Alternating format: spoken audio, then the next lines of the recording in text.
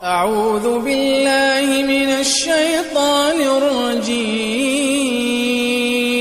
بسم الله الرحمن الرحيم.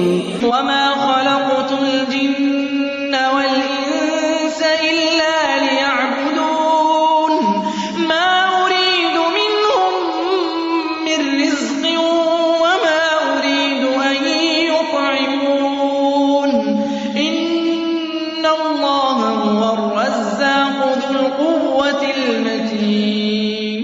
پیش خدمت ہے شرح کتاب التوحید لفضیلۃ الشیخ عبداللہ ناصر رحمانی حافظہ اللہ.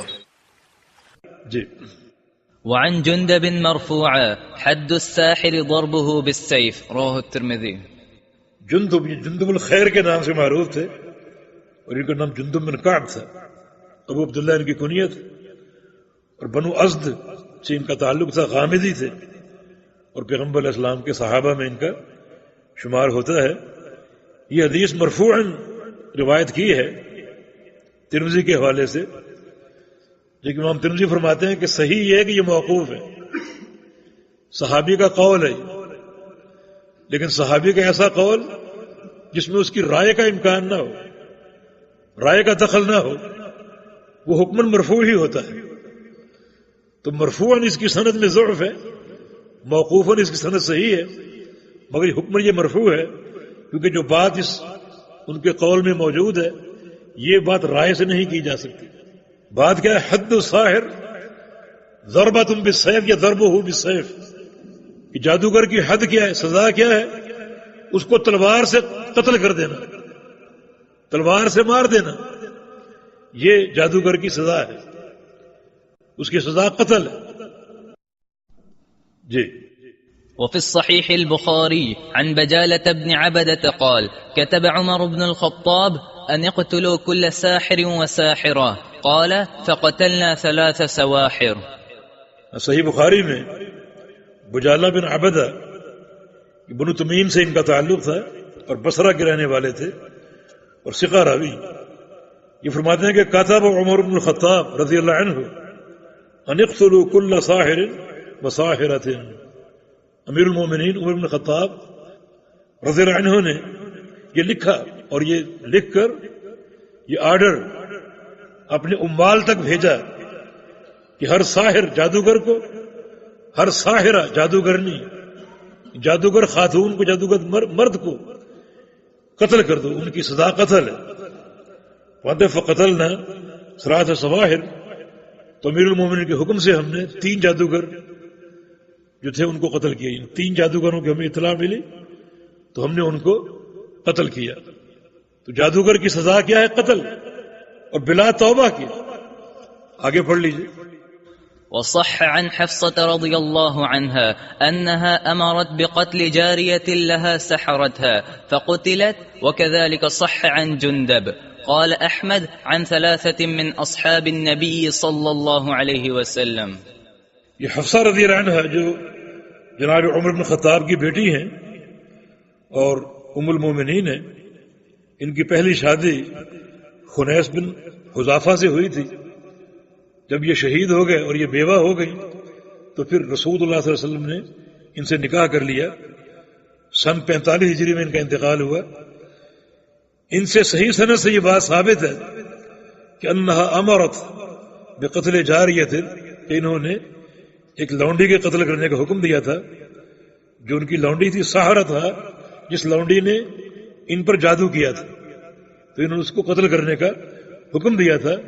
یہ بات بھی دلیل ہے کہ جادوگر کی سزا جو ہے وہ قتل ہے. فقتلت، اسے قتل کر دیا گیا. وکذالک صح عن جندب، اور جندب سے بھی صحیح سند سے یہ بات ثابت ہے انہوں نے بھی جادوگر کو قتل کیا. کس جادوگر کو؟ یہ ایک شخص تھا، یعنی تاریخ میں اس کا واقعہ موجود ہے. یہ کچھ کرتب دکھایا کرتا تھا. تو جب ولید وقت کا ایک حاکم اس کی موجودگی میں یہ کرتب دکھا رہا تھا، ایک شخص کو لٹا کر اس نے اس کا سر تن سے جدا کر دیا. تاثر یہ دیا میں نے اس کو مار دیا، قتل کر دیا. اس کا سر جو ہے اس کے جسم سے دور کر دیا اور پھر اپنے جادوئی عمل سے دوبارہ اس کو جوڑ دیا. تو لوگوں نے کہا کتنا بڑا ولی ہے اور یہ کتنی بڑی کرامت کا اس نے اظہار کیا. جندب رضی اللہ عنہ وہاں موجود تھے, انہوں نے اس کو موقع پا کر قتل کر دیا کہ تم جادوگر ہو, یہ عمل جادو ہے, نہ یہ کرامت ہے اور نہ یہ ولایت کی دلیل ہے اور نہ کسی کے ایمان یا سچی توحید کی گواہی, یہ عمل جادو ہے. تو انہوں نے اس کو قتل کر دیا. تو اس سے یہ ثابت ہوا کہ جادوگر کی سزا جو ہے وہ قتل ہے. یہ بات واضح ہوئی کہ ایک حاکم وقت اس کی مملکت اور رعیت میں اگر کوئی جادوگر ہوں, جادو کا عمل کرنے والے, تو اس پر یہ فرض ہے کہ ان سب کو جمع کر کے تلاش کر کے ان سب کو قتل کرے. یہ شریعت کا حکم ہے. یہ لوگ اللہ تعالیٰ کے نظام اور اس کے علم غیب میں تدخل کرنے والے اور یہ لوگ شیاطین سے تعلق رکھنے والے, ان سے استمداد کرنے والے, یہ لوگ کسی نرمی کے مستحق نہیں ہیں, بلکہ حاکم وقت کی ذمہ داری ہے کہ ایسے افراد کو قتل کرے اور توبہ بھی نہ لے. اگرچہ اس میں علماء کا اختلاف ہے, بعض کہتے ہیں کہ توبہ طلب کر لی جائے اور بعض کہتے ہیں کہ توبہ طلب نہ کی جائے. یہ تینوں واقعات جو آپ نے پڑھے, ان تینوں میں توبہ طلب نہیں کی گئی, موقع نہیں دیا گیا توبہ کرنے کا, بلکہ ان کو فوراً قتل کیا گیا.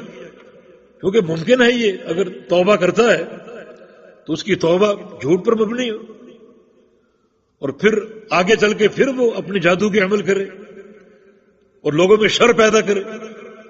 ایک مشرک انسان سے توبہ لی جائے گی, اس کو موقع دیا جائے گا کہ تم شرک سے توبہ کر لو, اگر کرتا ہے تو پھر اس کو معاف کر دیا جائے گا.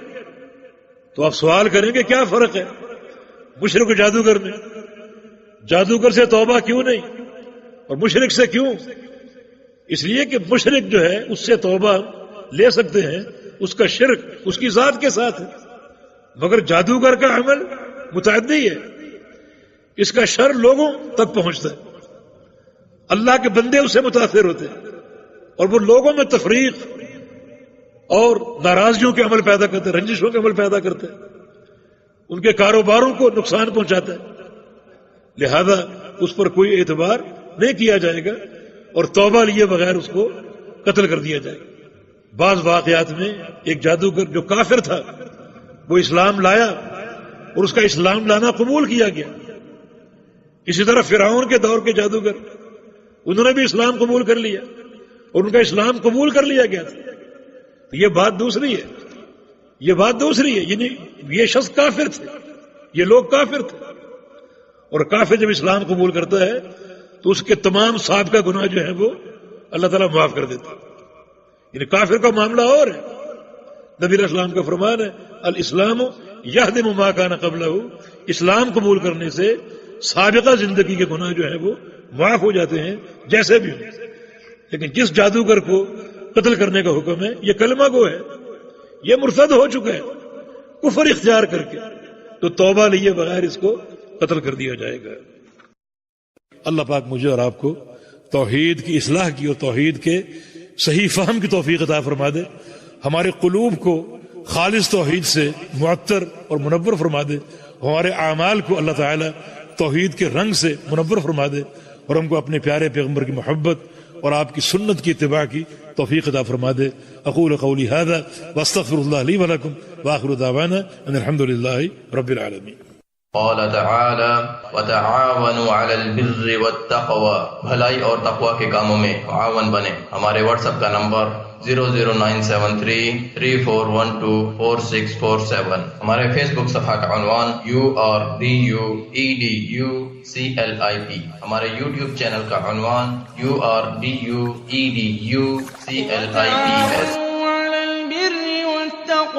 ولا تعاونوا على الإثم والعدوان واتقوا الله إن الله شديد العقاب.